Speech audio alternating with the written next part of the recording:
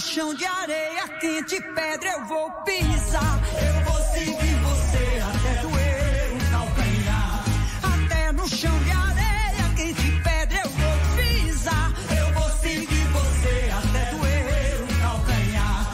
Até no chão de areia quente, pedra eu vou pisar. Vou seguir você até doer o calcanhar. Até no chão de areia quente, pedra eu vou pisar. Eu vou seguir você até doer o calcanhar.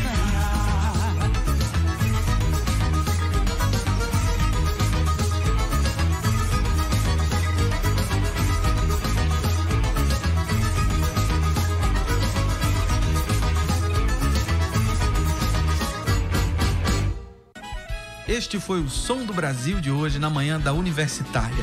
Produzido por Fabiana Carvalho, Cássio Show aqui na apresentação. Até o próximo programa. Tchau. Universitária. 11 horas. Universitária. ZYD 240, 99.9 MHz. FM. Universitária. Emissora da Universidade Federal de Pernambuco. Universitária. Universitária.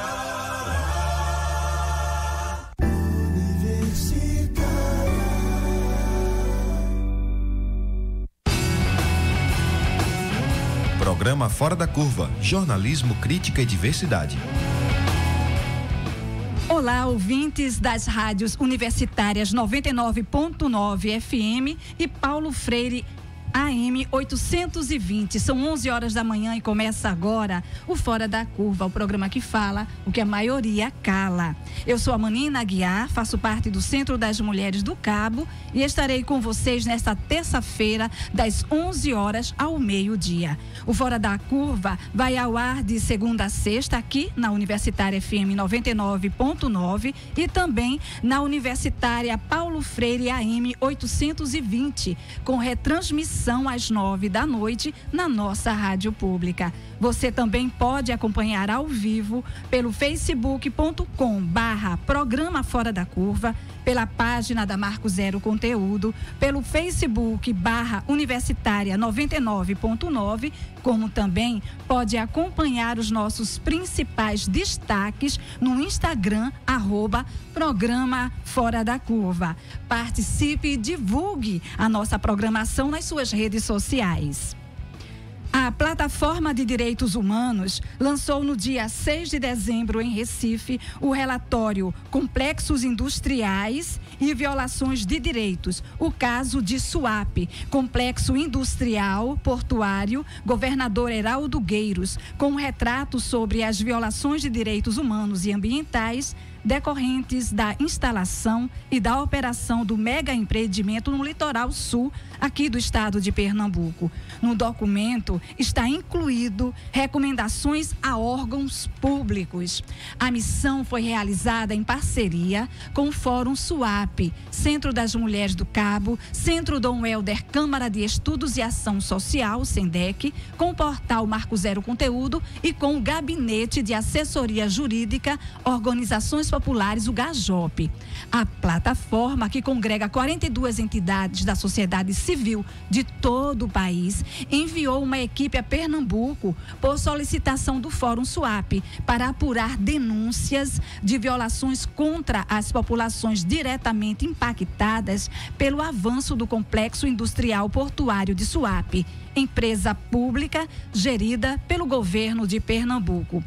A falta de participação popular nos processos de decisão sobre os bens de uso comum, fundamentais para sua subsistência, bem como a degradação dos ecossistemas presentes na região, somada ao crescimento da violência urbana, ocupações irregulares e atuações de um grupo de vigilância local formado por ex-policiais e seguranças privados, constituem o cenário de violações aos direitos dos moradores e moradoras do Cabo de Santo Agostinho e Pojuca, que levaram a missão da plataforma DESCA até a região entre os dias 7 e 11 de maio deste ano. Por isso, o Fora da Curva quer saber: Violações aos direitos humanos em Suape. De quem é a responsabilidade?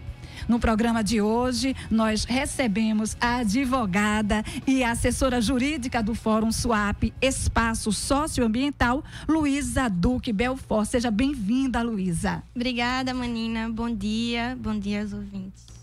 Também conosco o presidente da Associação da Comunidade Quilombola Ilha das Mercês, em Ipojuca, Magno Manuel Araújo. Bom dia, Manuel. Bom dia, Manina. Bom dia a todos os ouvintes. É um prazer estar aqui. E compondo também a nossa bancada, nós estamos com o Defensor Público Federal, Dr. André Carneiro. Seja bem-vindo. Obrigado, Manina. Bom dia a todas e a todos os ouvintes do programa Fora da Curva. Um prazer enorme estar aqui. Bom, gente, a jornalista Mariama Correia, da Marco Zero Conteúdo, acompanhou na manhã de hoje a Assembleia dos Trabalhadores e Trabalhadoras demitidos pela Qualiman, empresa que atuava na refinaria de Suape. Vamos ouvir? 1.200 pessoas desempregadas. Esse é o saldo deixado pela suspensão de contrato da Qualiman, empreiteira que atua na obra da refinaria Abreu e Lima, em Suape, com a Petrobras. A comunicação dessa decisão foi feita na última segunda-feira ao Sindicato da Construção Pesada de Pernambuco, o Sintepave.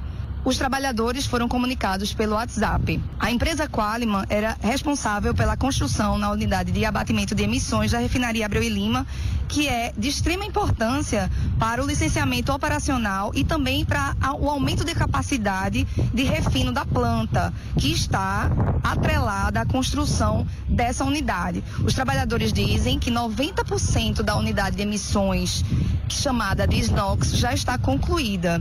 A Qualiman não se posicionou ainda sobre a questão. Leodelson Bastos, diretor do Sintepave Pernambuco. Bastos, qual a situação atual aqui dos trabalhadores da Qualiman, da refinaria Abreu e Lima? No domingo à tarde, a gente recebeu um comunicado através dos cipeiros, pessoal da CIPA, que na segunda-feira não ia haver transporte, por motivo de inadimplência do pagamento.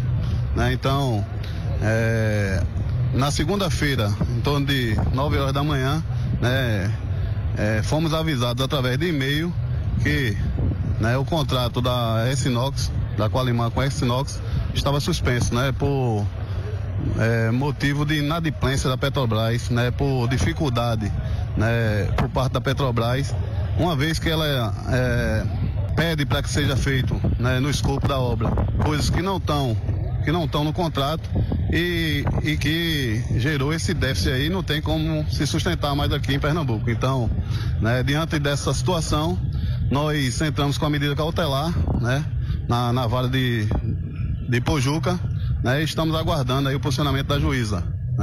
Hoje fizemos a assembleia aqui no portão oeste da refinaria e fizemos a explanação do que está acontecendo para os trabalhadores, uma vez que nem o direito de entrar na área para pegar seus pertences eles tiveram.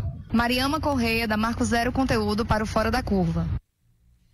Olha aí, o pessoal do sindicato avisa que no próximo dia 17 de dezembro haverá nova assembleia em Suape com os trabalhadores e trabalhadoras demitidos. Eu passaria agora a fala para o doutor André Carneiro para fazer um comentário sobre essa situação que se encontram agora esses trabalhadores. É vergonhoso, né, Manina? Você receber um aviso de que está sendo demitido por WhatsApp é um verdadeiro absurdo. Essa notícia nos atingiu hoje com bastante preocupação. Nós viemos aqui para comentar uma série de violações aos direitos humanos e recebemos hoje essa informação de que se tratou, sem dúvida nenhuma, de um menosprezo à dignidade desses trabalhadores, dessas trabalhadoras. É necessário que o sindicato, que já está como civil atuando, efetivamente articule a opinião e o desejo desses trabalhadores para que se tomem as medidas possíveis, cabíveis na Justiça do Trabalho, de reparação e de reintegração imediata. Além dessa atuação judicial, eu acho que é necessário também que haja um processo de articulação política com os deputados e deputadas federais de Pernambuco, talvez uma criação de uma frente pernambucana, para que se examine.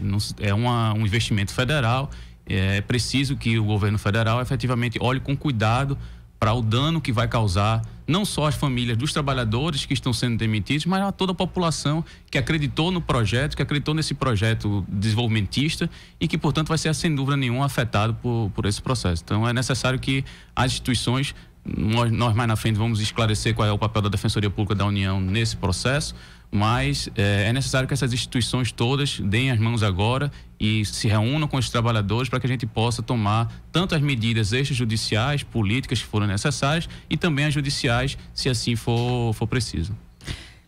A empresa pública Complexo Industrial Portuário SUAP foi responsabilizada pelo Tribunal Internacional de Despejos, o TIDE, no Fórum Social Mundial por despejos irregulares em massa de famílias da comunidade quilombola da Ilha da Mercês, localizada próximo à refinaria e ao estaleiro do complexo. Atualmente, resistem no território 213 famílias, mas estima-se que mais de 600 tenham sido retiradas, muitas de forma irregular, ao longo dos últimos anos.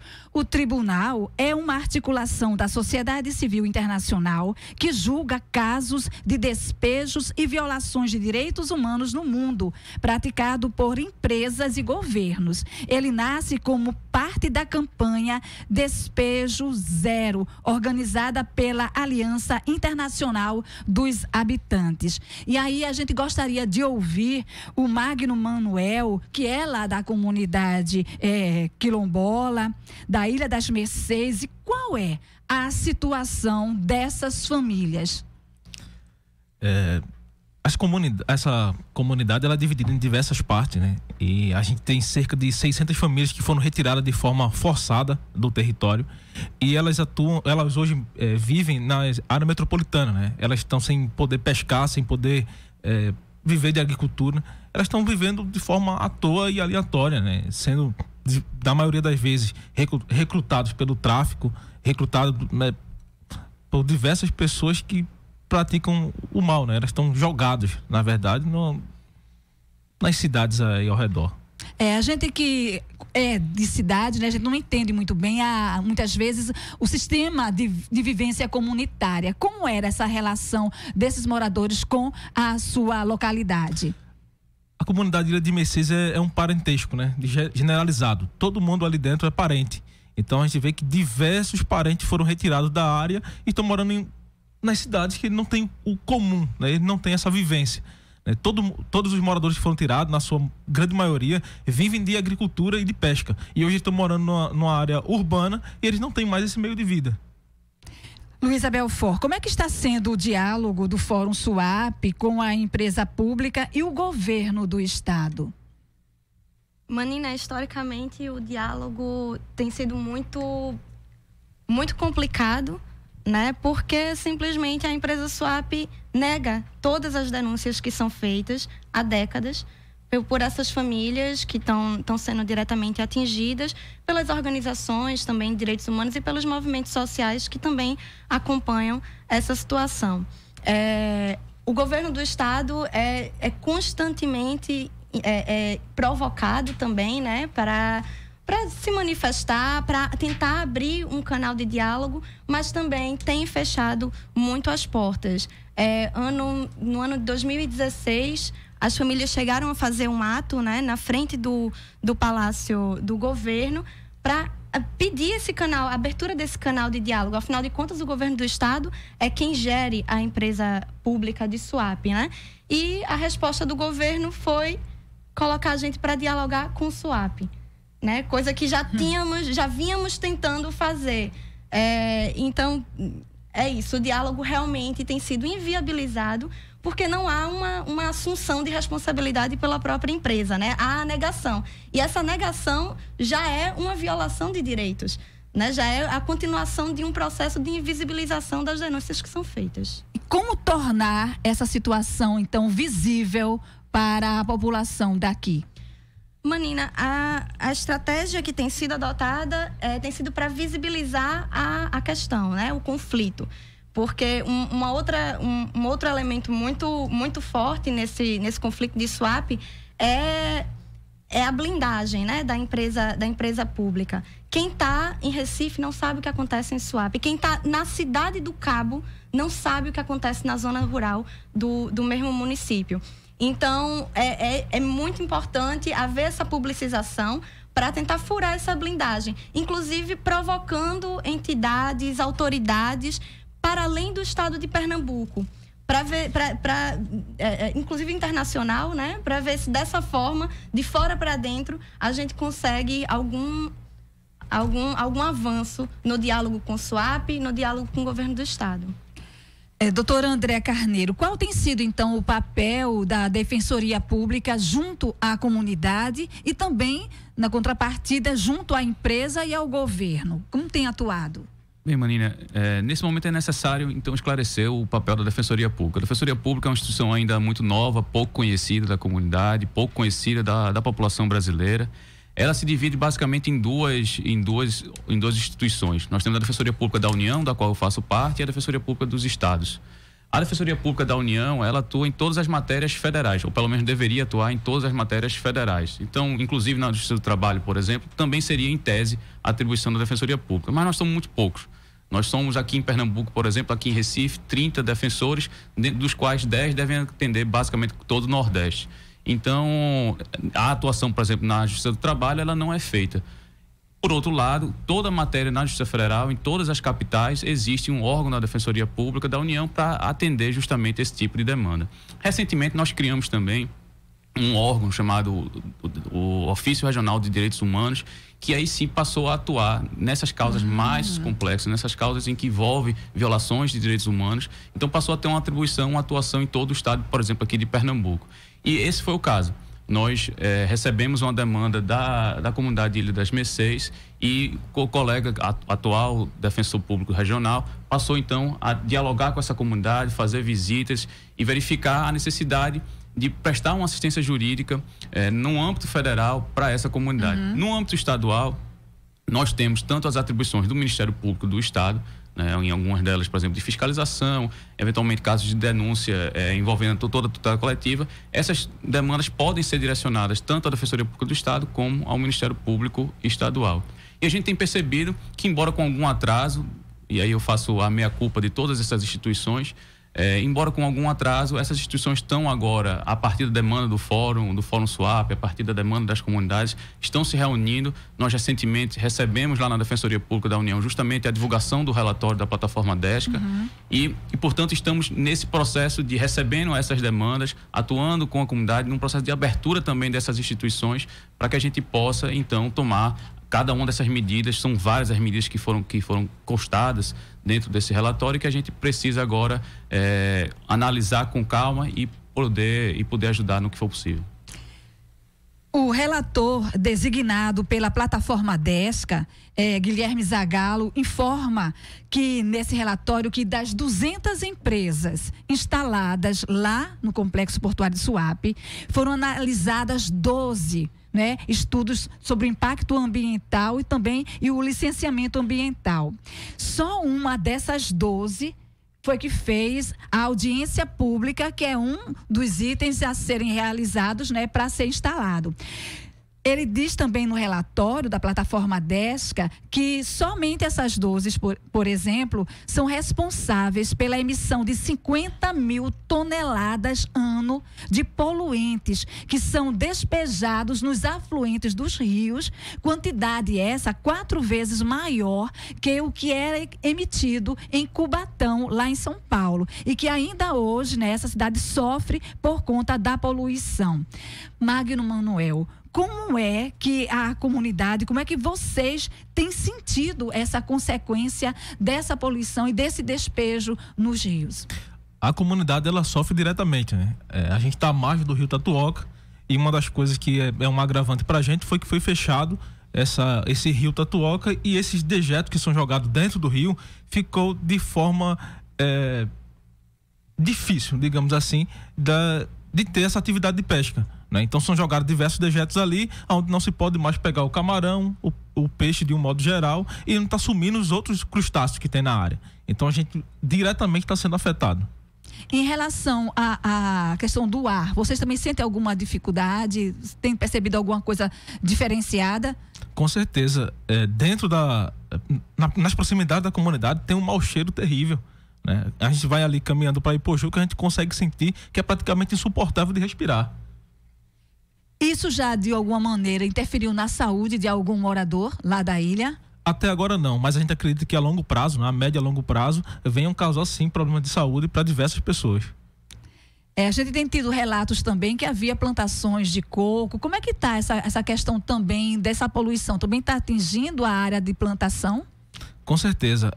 Não só de coco, mas também a área de mangueiras, né? A gente perdeu praticamente 90% de todas as mangueiras que tinha dentro da comunidade e agora se passou a morte dos coqueiros. A gente tem muito coqueiro morto e a gente não sabe a causa ainda. Não sei se é por essa causa da poluição, né? Luísa, né? Magno está relatando para a gente situações de horror, né? Dentro da situação da ilha. Então, o que é que o fórum tem feito em relação a essas questões? O fórum trabalha absorvendo essas demandas das comunidades, né? E encaminhando, elaborando representações, né? Documentos a serem dirigidos para as autoridades, como o Ministério Público Federal, o Ministério Público Estadual. Recentemente, por exemplo, nós elaboramos uma representação dirigida ao Ministério Público Federal, noticiando a instalação a futura instalação, o projeto de instalação de 3 novas termoelétricas. E que estão previstas para serem instaladas exatamente no território da comunidade de Mercês, né, a comunidade quilombola. E os estudos que foram apresentados são estudos simplificados que não dão conta da complexidade dos empreendimentos, né, até porque são empreendimentos não são empreendimentos de baixo impacto ambiental. Então deveriam ser licenciados a partir de um estudo mais complexo. Além disso, a gente tem denunciado também a ausência de um estudo acerca dos impactos cumulativos, né, e sinergéticos, até porque o distrito industrial de Suape não tem licenciamento. Não tem licenciamento. Então, não existe uma análise acerca do todo. A gente tem... São 200 indústrias instaladas, indústrias extremamente poluidoras, né, como termoelétricas, como petroquímicas, refinarias, estaleiros, e não existe uma análise do conjunto, né? Um outro exemplo Sim. É de uma família que mora, até hoje, mora ao lado de uma termoelétrica lá no Engenho Serraria. E, recentemente, uma equipe da Fiocruz foi lá, uma equipe formada por médicos, enfim, foi lá e analisou essa família. Toda a família, são 25 pessoas, salvo engano, todas essas pessoas tinham problemas respiratórios. É uma família que mora bem ao lado da termoelétrica, a termoelétrica não deveria nem estar em operação, existindo ainda uma família que mora lado a lado a ela, mas está lá. Então, esse quadro de violações, né, que as violações ambientais, elas refletem também em violações sociais, né? Não é à toa que as famílias, né, vulnerabilizadas estão tendo que arcar com esse ônus, né, do progresso. Nos diálogos que vocês fizeram com o Suape, né, o que é que os representantes diziam para a comunidade? Havia uma resposta para vocês, enquanto fórum também, espaço socioambiental? Manina, a questão é essa, sempre negam os impactos. Eles foram, Suape foi responsabilizada, Suape e a CPRH foram responsabilizados em 2016, em novembro de 2016, pelos danos socioambientais causados pelas obras de dragagem de aprofundamento do canal de acesso do porto. Foi condenado pela Justiça Federal, né? E está aí, recorrendo no TRF. Ou seja, mesmo condenado pela Justiça Federal, é mais uma instância em que eles negam, né, os danos que têm produzido. Então, no geral é isso. Há uma negativa geral acerca dos impactos, tanto sociais como ambientais. Doutor André Carneiro, então, como é que anda esses processos na Defensoria? A nossa preocupação é sobretudo com as pessoas que residem nessas comunidades, né? A gente tem como atribuição a defesa da ordem jurídica e mais especialmente do hipossuficiente. Então, a partir dessas demandas, a Defensoria Pública tem por obrigação legal procurar a resolução extrajudicial dos conflitos no primeiro momento.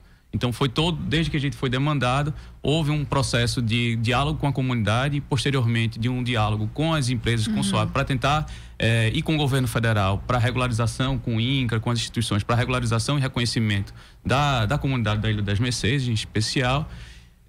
Mas a gente tem percebido que esse processo de diálogo, como a Luísa tem colocado, ele se esgotou ou está em via de se esgotar, né? Todas as tentativas, todas as tratativas, todas as possibilidades, e a gente tem percebido isso também no diálogo do Ministério Público. Foi constituído agora recentemente um GT, um grupo de trabalho entre os dois Ministérios Públicos, o Ministério Público do Estado e o Ministério Público Federal, e acho que esse deve ser um caminho também que a Defensoria Pública deve seguir, né? De um diálogo com a Defensoria Pública do Estado, para que a gente possa prestar essa assistência jurídica integral e gratuita para essas comunidades. Mas, como a Luísa disse, me parece que esse espaço de diálogo ele está se esgotando, se não já se esgotou. E agora, diante desse bloqueio institucional, diante desse impasse, me parece que a única via que nos resta efetivamente é a via judiciária, e esses são os próximos passos que a Defensoria Pública tem imaginado. Sempre com esse olhar voltado para a comunidade e para especialmente aquelas comunidades que se colocam na posição de vulnerabilização. Então, nós temos uma preocupação, claro, com o meio ambiente, isso é evidente, não há como desconectar o meio ambiente das comunidades que ali vivem, porque a relação dessas comunidades tradicionais com o território é absolutamente distinta daquela que nós temos aqui com um apartamento ou com qualquer outro objeto de propriedade material. É uma relação de afeto, é uma relação de ancestralidade e que, portanto, não dá para desconectar essa relação meio ambiente e comunidade. E a Defensoria Pública atenta a essa perspectiva. Nós criamos agora recentemente um grupo de trabalho nacional a gente tinha um grupo de trabalho para questões de moradia, mas percebemos que nesses últimos anos existe um processo de aprofundamento dos conflitos fundiários e, portanto, esse grupo de trabalho que era nacional, que tinha um representante em cada uma das regiões do país, ele agora incorporou a discussão dos conflitos fundiários. Nós recentemente participamos da edição no Conselho Nacional de Direitos Humanos. Eu disse que era um ouvinte assíduo aqui do programa. Vi que ontem foi discutido aqui com o Manuel Moraes um aspecto do Conselho Nacional de Direitos Humanos. A Defensoria Pública da União participou da última presidência desse conselho e nós participamos especificamente da edição de uma resolução que saiu agora, a resolução número 10 do Conselho Nacional de Direitos Humanos, que tem essa preocupação justamente com esses conflitos fundiários. O contexto, a nossa leitura é de grande preocupação e acredita que efetivamente esses conflitos vão se expandir, infelizmente, e a gente precisa ter mecanismos que garantam, que asseguram os direitos dessas comunidades. Então, nesse contexto, a Defensoria Pública abriu esse diálogo direto com a comunidade, foi ao território, com o fórum, recebeu o relatório da plataforma DESCA e, tendo percebido que o caminho extrajudicial, que é o nosso caminho predileto, vamos dizer assim, não por um desejo pessoal, mas por obrigação legal, está se esgotando, então não resta-nos outra atuação que não seja a via judicial. Quanto à violência urbana, o relatório também indica, gente, que Cabo de Santo Agostinho e Pojuca superam índices nacionais. O número de vítimas de crimes violentos letais intencionais cresceu 60% de 2012 a 2017 na região. No ano passado, a taxa de estupros foi de 38,5 em Ipojuca e 36,1 no Cabo, por 100 mil habitantes, enquanto a nacional foi de 24. O documento cita a atuação também de um grupo de vigilância local formada por ex-policiais e seguranças privados. Magno Manuel, como é que tem sido conviver com essa realidade de violência tão exacerbada e a questão das vigilâncias formadas por ex-policiais e seguranças privados lá em Ilha das Mercês? Extremamente complicado, Manina. É bom lembrar, ressaltar aqui, que nesse índice que foi apresentado agora, tem que lembrar que isso foi, de certa forma, bancado, né, pelo governo do estado, para que essas pessoas sejam tiradas da sua área de vivência, né, da sua área rural, da sua área de convívio, para o meio urbano, né? E isso que causou também diversos tipos de crime.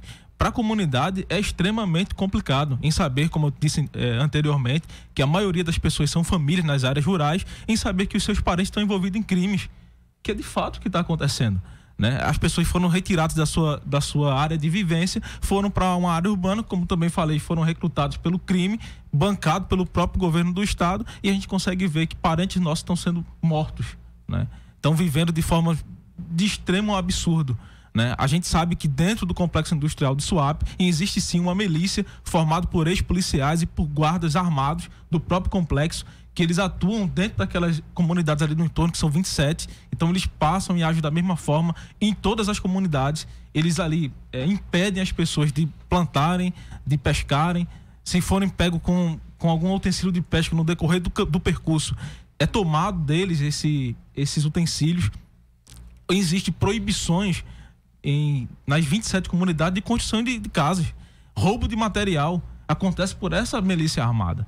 Então, a gente consegue ver que é o próprio governo, né, que faz essas coisas acontecerem. É quem toma do pequeno, é que toma dos trabalhadores, que toma daquelas pessoas que vivem de uma certa vulnerabilidade, não porque a gente quer estar vulnerável, né, porque a gente continua lutando. Suape existe aí há 40 anos e a gente está há 40 anos resistindo. Luísa, o fórum também tem uma atuação junto às comunidades, principalmente nesse campo de violências. Como é que está essa situação lá, enquanto processo também? Manina, Suape tá instalado, o complexo, né, 13.500 hectares, é quase um terço do tamanho do Recife, está instalado numa área de engenhos, de antigos engenhos de cana-de-açúcar, né? E a gente sabe muito bem como era o contexto naquela época. Os senhores de engenho contratavam alguns funcionários, né, que armados colocavam o terror na área, né, para, enfim, contra ocupantes, contra agricultores, para forçarem a saída deles da área. A gente percebe que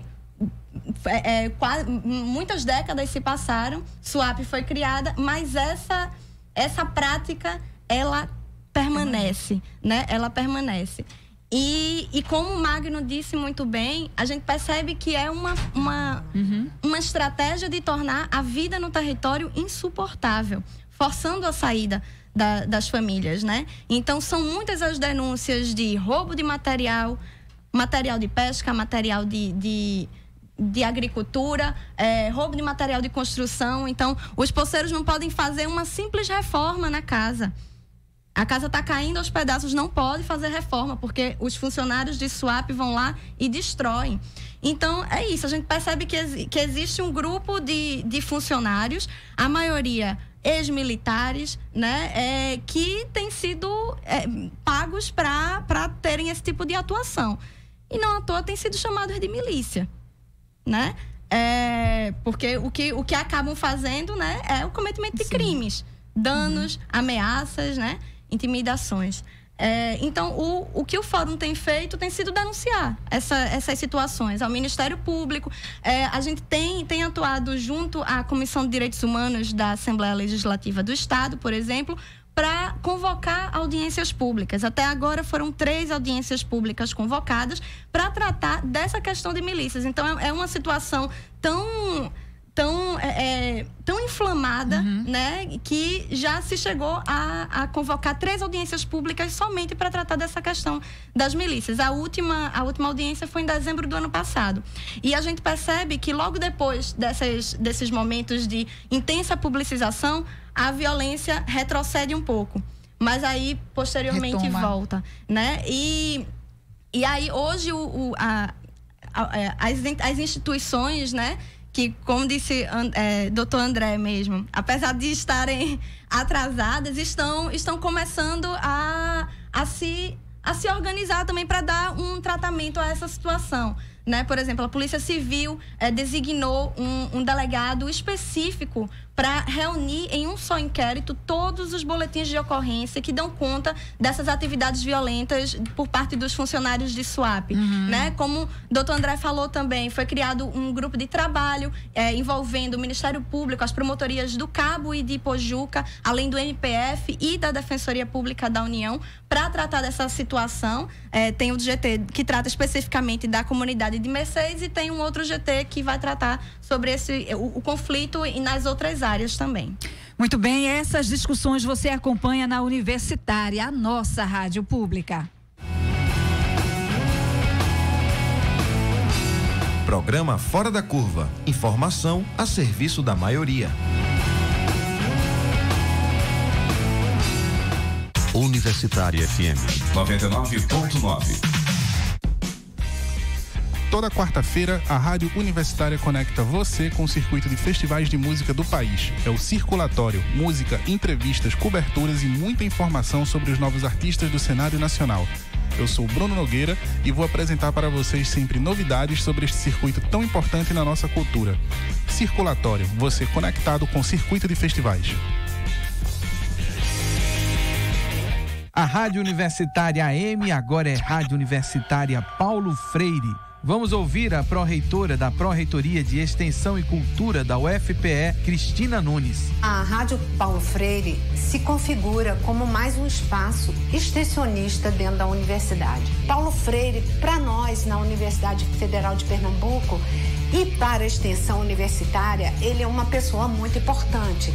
Além de ter sido professor dessa casa, ele está na origem da extensão da UFPE. Então, esse espaço que pretende reunir os vários projetos de extensão em diálogo com a sociedade, essa é a essência genuína de todas as ideias que permeou Paulo Freire. Rádio Paulo Freire, a rádio que fazemos juntos. A primeira TV pública do Brasil completa 50 anos. Informação, cultura e entretenimento. Parabéns, TVU do Recife! Uma homenagem da TV Brasil e da rede de emissoras públicas. Como surgiu a Declaração Universal dos Direitos Humanos? A Segunda Guerra Mundial foi o conflito mais mortal da história da humanidade.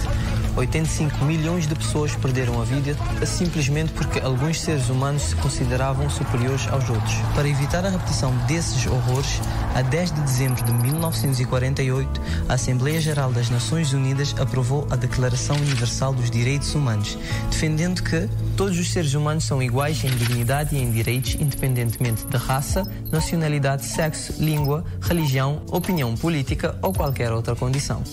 A Declaração Universal dos Direitos Humanos define 30 direitos básicos de todos os seres humanos em todos os lugares. O respeito pelos direitos humanos é uma tarefa de todas as pessoas. Estado, governo, instituições, sociedade civil e você. Porque os direitos humanos não são apenas uma lição de história, são as escolhas que nós fazemos todos os dias. Agir com respeito pela dignidade humana é promover os direitos humanos, os seus e os das outras pessoas. Faça a sua parte, defenda os direitos humanos. 70 anos da Declaração Universal dos Direitos Humanos. Comissão Nacional para os Direitos Humanos e a Cidadania de Cabo Verde. Apoio Universitária FM.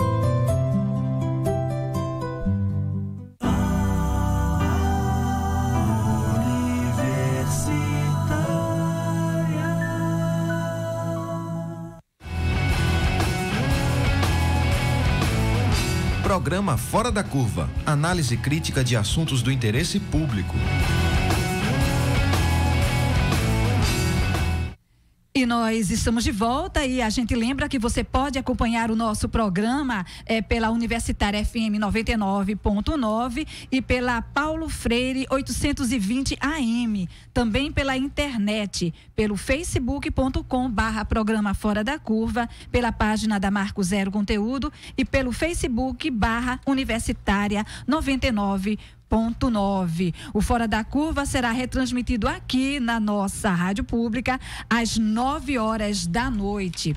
E um aviso: o Comitê Pernambucano de Educação do Campo promove e convida os professores e professoras, gestores municipais da região metropolitana e movimentos sociais do campo para o primeiro seminário metropolitano de educação do campo. O encontro vai discutir a relação campo-cidade, o que nos une na diversidade. Tem o objetivo de fortalecer a articulação entre sujeitos do campo da região metropolitana do Recife e conta com o apoio da Universidade Federal Rural de Pernambuco, IFPE, INCRA, MST, prefeituras da região metropolitana do Recife, gerências regionais de educação, Secretaria Estadual de Educação de Pernambuco. Acontecerá no dia 12 de dezembro, das 8 às 17h30, no auditório central do IFPE Campus Recife.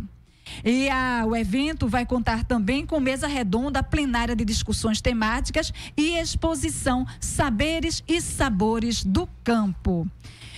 Programa Fora da Curva de hoje quer saber: violações aos direitos humanos em Suape. De quem é a responsabilidade? Nós estamos conversando a respeito do lançamento da plataforma Desca, que aconteceu aqui no Recife, e dentro desse documento se traz também a questão do desenvolvimento econômico e racismo ambiental.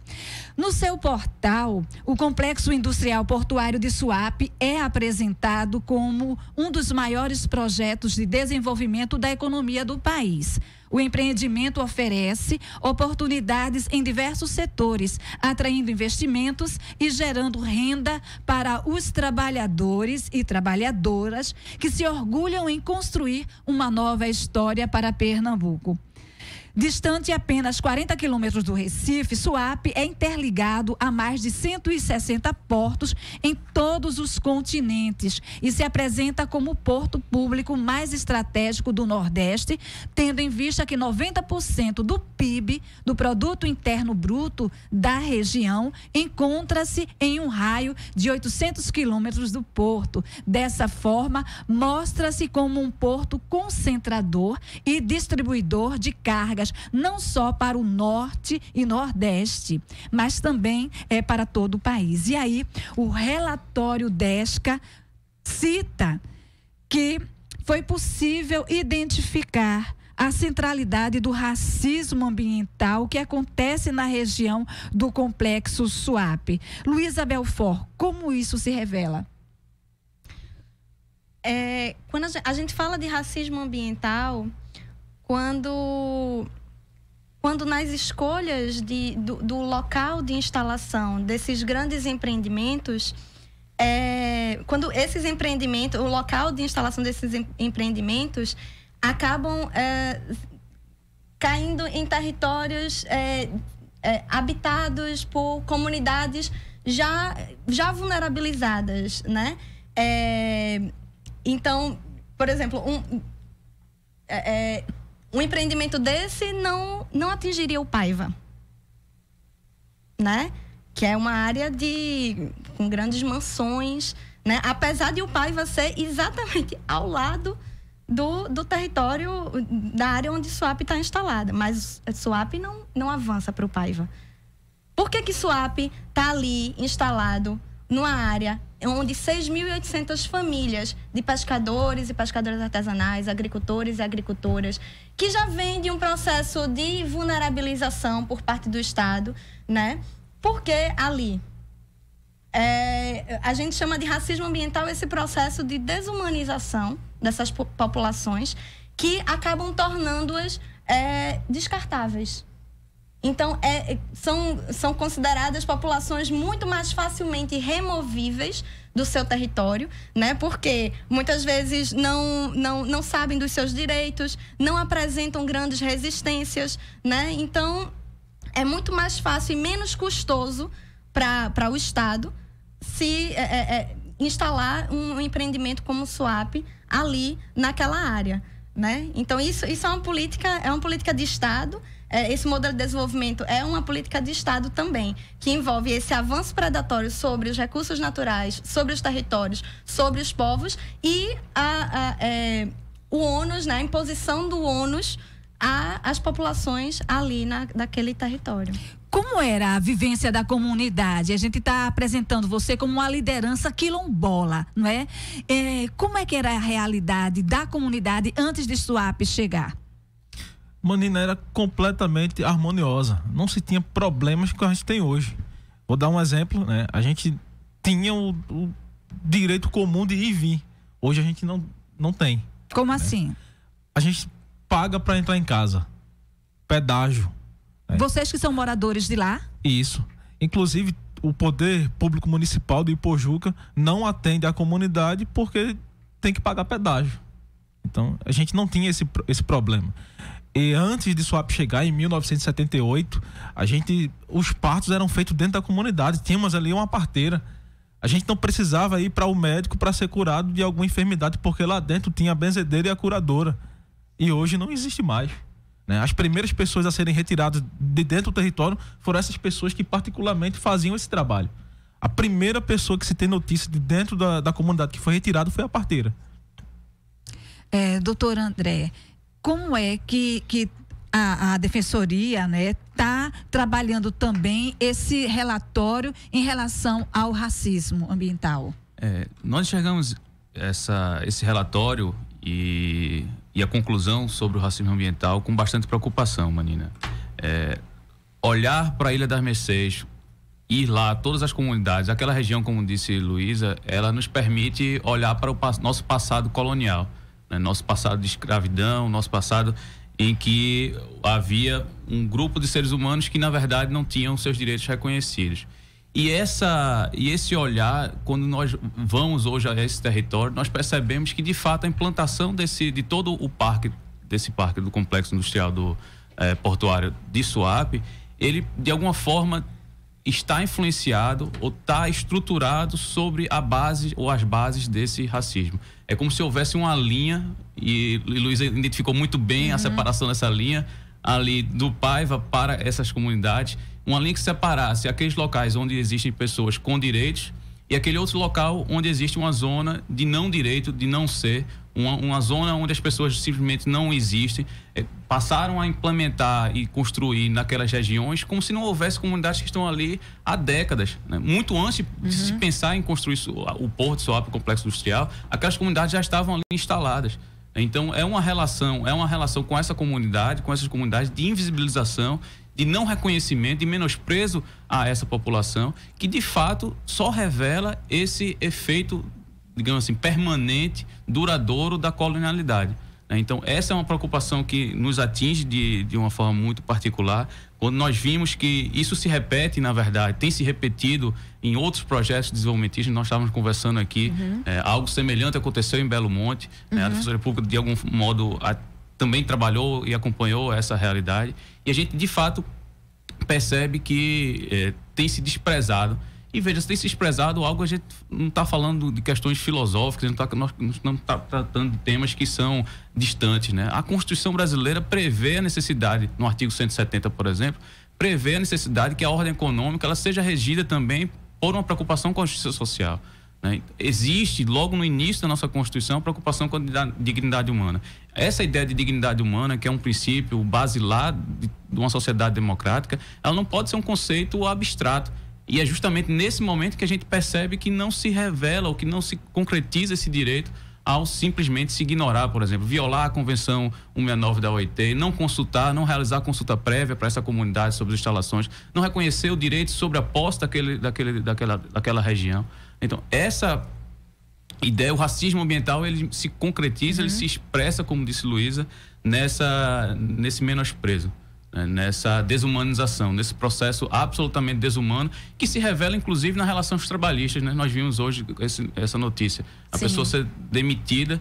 Magno estava mencionando que durante o fim de semana eles foram chamados para trabalharam durante o fim de semana e agora no início da semana recebem a informação de que foram demitidos. Isso é a expressão desumanidade, né? Isso é a expressão desse olhar para uma pessoa como se ela não tivesse direito, como para uma pessoa como se ela fosse um não ser, que a gente pode atropelar a todo custo e a todo direito. Então, essa é uma preocupação que a Defensoria Pública tem, sim, é algo que nos motiva a se aproximar ainda mais da comunidade, embora nós estejamos aqui com todos os limites burocráticos, institucionais que nós temos, limitados aqui à região do Recife. Esse ofício de direitos humanos e esse GT, moradia e conflitos fundiários, talvez seja um canal que a gente pode dialogar e aproximar a essa instituição das demandas da comunidade. Bom, o relatório também, né, faz uma referência, né, à questão dos órgãos públicos que são responsáveis, né, para a implementação e fiscalização dessas políticas públicas e também no exercício desses seus direitos. Como é que tem acontecido esse diálogo em relação às relações conflituosas entre o Estado, a iniciativa privada e as famílias que tradicionalmente ocupam o território do complexo industrial portuário? Elas estão detalhadas em vários pontos do relatório. Nesse sentido, foram feitas algumas recomendações e aí essa plataforma também tem esse caráter, né, Luísa? Né? Que recomendações foram essas e a quem foram destinadas? Manina, o relatório apresenta, estava até aqui contando, são 43 recomendações direcionadas a vários órgãos, várias instituições, né? Essas recomendações, elas foram divididas em alguns temas, né? Por exemplo, para gestão e governança sustentável, foi recomendado à empresa SUAP, ao governo do Estado, à Defensoria do Estado, implementar ouvidorias específicas, né, para receber as denúncias de violações. Em relação aos licenciamentos e monitoramento ambiental, também se recomendou a consideração, né, a análise dos impactos socioambientais cumulativos e sinergéticos, além da questão do licenciamento do distrito industrial, né, que não existe.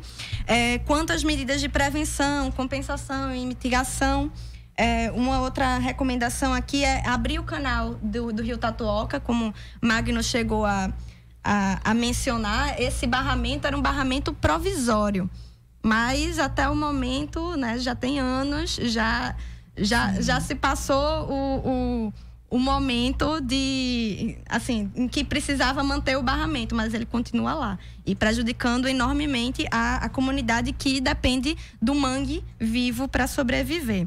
Além disso, tem algumas recomendações relativas a direitos à moradia, né, e aos direitos territoriais, direcionado somente ao INCRA e ao ITERP, que é o Instituto de Terras do Estado, para que promovam atuem junto com o SUAP, o governo do Estado, para promover um reassentamento no caso em que realmente não há mais a possibilidade de permanência das famílias na área, porque, sim, enfim, boa parte do distrito industrial já está lá instalado, né? Mas que haja um reassentamento adequado dessas famílias, que sejam realocadas em local condizente com seus modos de vida tradicional, respeitando, como lembrou muito bem André, a Convenção 69 da OIT, né? E é isso, porque o cenário que a gente vê hoje é um reassentamento completamente inadequado. Por exemplo, a proposta de SUAP é a criação de um conjunto habitacional. O carro-chefe, né, dessa política de reassentamento é esse conjunto habitacional em meio urbano, né, formado por 2.000 e algumas casas, no estilo do Minha Casa Minha Vida, longe de área agricultável, longe de territórios de pesca, uma casa uma ao lado da outra, né? Então você destroça completamente uma comunidade tradicional, colocando-a num ambiente dessa forma, nesses moldes. Além disso, tem algumas recomendações relativas ao enfrentamento à violência, né, direcionadas à Polícia Civil, ao Ministério Público, para intensificar a investigação, né, dessas situações denunciadas. André Carneiro, e para o Ministério? A Defensoria Pública, perdão. A plataforma DESCA foi até gentil com a Defensoria Pública e colocou só 2 recomendações, mas a gente deve se inserir em todas as outras. Como a Luísa disse, ela mencionou já a primeira, uma das recomendações para a Defensoria Pública foi em relação à ouvidoria específica para as denúncias de violações de direitos humanos. Sobre esse aspecto, nós estamos conversando, dialogando com o Ministério Público, com outras instituições, para criarmos aqui em Pernambuco um observatório de violências institucionais. É algo que a gente entende ser extremamente importante, especialmente nesse contexto. E talvez contemple essa ideia da ouvidoria, né? No primeiro momento seria algo voltado para as intolerâncias, mas nós também estamos pensando em ampliar para contemplar todas as violações de direitos humanos. E a outra recomendação direcionada à Defensoria Pública foi a criação, ou pelo menos uma preocupação maior com a proteção dos defensores de direitos humanos. Além de toda essa violência institucional que se mencionou aqui, né, da violência urbana, dos conflitos que foram sendo criados em razão desse projeto, há também um processo de criminalização e de violação, digamos assim, ou de violência contra os defensores de direitos humanos. As lideranças que se colocam numa posição de enfrentamento ao projeto, elas têm sido perseguidas, como se disse aí, talvez por essas milícias, enfim, e precisam de uma proteção do Estado. A Defensoria Pública agora passou a integrar o Provita, recentemente, justamente com essa preocupação de também contribuir na proteção dos defensores de direitos humanos. Então, nós também recebemos essa recomendação com bastante preocupação e vamos direcionar, já iniciamos esse contato com o Provita, já fazemos parte do Provita agora recentemente e, portanto, essas 2 recomendações eu acredito que nós devemos contemplar muito brevemente. Em relação a todas as demais, a minha sugestão e o que a gente tem pensado é que elas não vão ser implementadas se não houver um controle social, né? É necessário que se crie um programa. Eu acho que a plataforma, esse relatório é riquíssimo, existe uma série de medidas concretas que precisam ser tomadas imediatamente por diversos órgãos, não só órgãos do judiciário, mas órgãos também do executivo, e que podem ser acompanhadas por toda a sociedade. Então, acredito que um observatório como esse que a gente mencionou talvez ajude a gerar esse controle social e dessa forma a gente conseguir implementar pelo menos uma parte grande dessas recomendações. Bom, ontem, 70 anos da Declaração Universal dos Direitos Humanos, e aí a gente queria saber de você, Magno Manuel, que direito é esse que a comunidade quilombola Ilha das Mercês quer ver acontecer? Manina, eu falo isso não só para Mercês, mas para todas as outras 27 comunidades que estão ali no entorno do complexo, que a gente seja tratado como ser humano. Esse seria o principal, né? Que seja mantido o nosso direito de ir e vir, que a gente tenha o direito de subsistir naquela área. Como eu falei, que essas 27 comunidades que estão ali no entorno tenham assim o direito de viver da agricultura, né? Da agricultura familiar, que tenham o direito de pescar, que tenham direitos que são quebrados todos os dias, que tenham o direito de ser atendido, né, pela rede municipal, a rede estadual, né, sem esse travamento de ir e vir, né, que tenham direito à saúde. Então, seria apenas os direitos básicos, que esses direitos básicos acontecessem de fato. E bom, e com essa fala do Magno Manuel, nós terminamos a programação de hoje, agradecendo a Luísa Duque, ao Magno Manuel e também ao André Carneiro pela contribuição. E o programa de hoje vai ficando por aqui. Nós agradecemos a você, ouvinte, que acompanhou o nosso programa durante essa 1 hora. Nosso programa, lembrando, vai ser reprisado às 9 da noite aqui na nossa rádio pública. O Fora da Curva teve a produção de Henrique Jonatas e Roberto Peixoto. Na locução, Manina Aguiar. Na coordenação, Ana Veloso, professora do Departamento de Comunicação Social da UFPE. Nos trabalhos técnicos, Marco da Lata. Nas redes sociais, Larissa Silva, Roberto Henrique e Jonatas Peixoto. Amanhã, você fica com a apresentação de Paula Reis. O programa de amanhã vai ter como tema: por que a população ficou fora do planejamento da cidade? A você que acompanhou a gente, muito obrigada pela companhia. Programa Fora da Curva, a gente fala o que a maioria cala. O programa Fora da Curva é uma realização do Departamento de Comunicação Social com o apoio do Departamento de Sociologia e do Núcleo de Rádio e TV Universitárias. Parceria com o Marco Zero Conteúdo, Centro das Mulheres do Cabo, SOS Corpo, Centro Sabiá, Terral Coletivo de Comunicação, Centro de Cultura Luiz Freire. Esse programa fica disponível em nossa página do Facebook e no canal do YouTube. Acompanhe as nossas redes sociais, porque nós também divulgamos por lá muita informação que você não vê por aí. A música tema deste programa foi composta pela banda Diablo Motor. Programa Fora da Curva. A gente fala o que a maioria cala.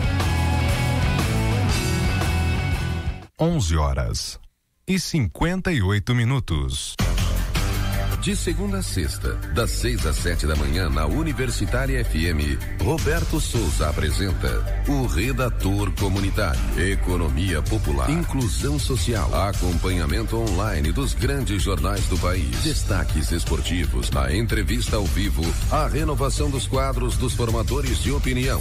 O Redator Comunitário, Redator Comunitário, rádio com responsabilidade social. De segunda a sexta, das 6 às 7 da manhã, na Universitária FM 99.9. Todo recém-nascido precisa tomar a vacina para evitar o rotavírus. Verdade. No mundo, o rotavírus é uma das principais causas de diarreia grave em crianças menores de 5 anos. Pense bem, é melhor prevenir do que remediar. O Ministério da Saúde disponibilizou ao todo 19 vacinas que previnem mais de 20 tipos de doenças: hepatite, rubéola, sarampo, cachumba, febre amarela, difteria, tétano, coqueluche, dentre outras. Toda a família deve ser imunizada. É de graça.